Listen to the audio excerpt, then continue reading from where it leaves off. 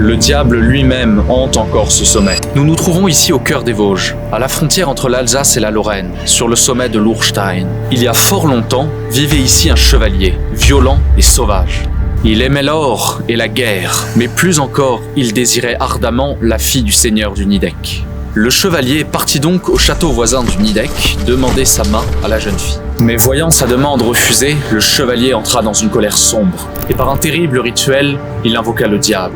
En échange de la belle, le chevalier vendit son âme. Grâce à ses nouveaux pouvoirs, il captura la jeune fille et la traîna jusqu'ici, dans son château sur le rocher de l'Urstein. Il laissa alors la princesse sous la surveillance du diable, qui prit la forme d'un immense étalon noir, aux yeux rouges de sang. L'étalon tournait sans cesse autour du rocher, ne laissant aucune échappatoire à la captive. Après des jours de souffrance, la jeune fille qui avait beaucoup prié vit enfin une occasion de s'enfuir.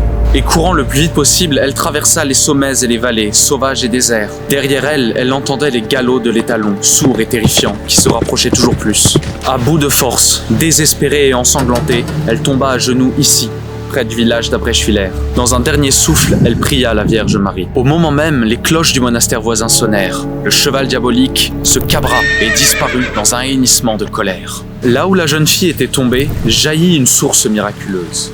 Et en mémoire de cet événement, on fit ériger la chapelle Notre-Dame de l'Aure.